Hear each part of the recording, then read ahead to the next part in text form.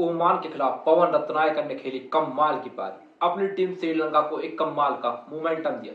इस पिच पर बाकी बल्लेबाज जो पूरी तरीके से रनों को तरस रहे थे, इस पिच पर आकर पवन रत्नायकर ने लगभग 200 के ज्यादा के स्ट्राइक रेट से आकर ओमानी गेंदबाजों के धागे खोले, ताबड़तोड़ अर्धशतक कूटा। भाई साहब, यह मुकाबला श्रीलंका टीम के लिए बेहद ही इंपॉर्टेंट है। पहले मुकाबले में श्रीलंका ने आयरलैंड को मात दी थी। अब अगला मुकाबला जो उनका है ऑस्ट्रेलिया के खिलाफ है। ऑस्ट्रेलिया से पहले ओमान के खिलाफ होने वाला यह मुकाबला श्रीलंका के लिए बहुत ही इंपॉर्टेंट है।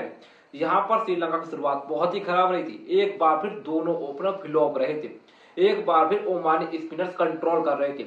लेकिन भाई साहब, पवन रत्नायकर ने आकर इस मुकाबले की पूरी तरीके से रूपरेखा ही बदल दी।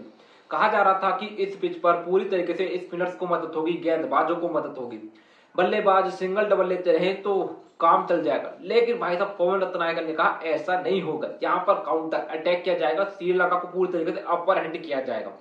यहाँ पर पहले बैटिंग करने वाली श्रीलंका की ओर से कमिल मिसारो और पथुम निशंका एक और डिसअपॉइंटिंग परफॉर्मेंस देकर गए।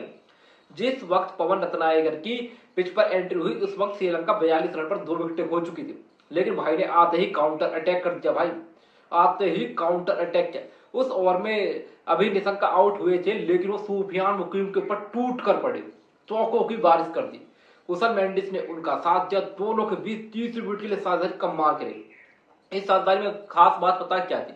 वो थी कि पवन रत्नायकर अटैक कर रहे थे, कुशल मेंडिस उनका साथ दे रहे थे। कुशल मेंडिस ज्यादा रिस्क नहीं दे रहे थे।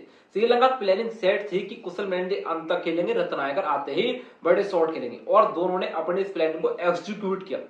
तीसरे विकेट के लिए 54 रन की पार्टनरशिप हुई। पवन रत्नायकर ने मैच 24 गेंदों पर अर्धशतक कूट दिया।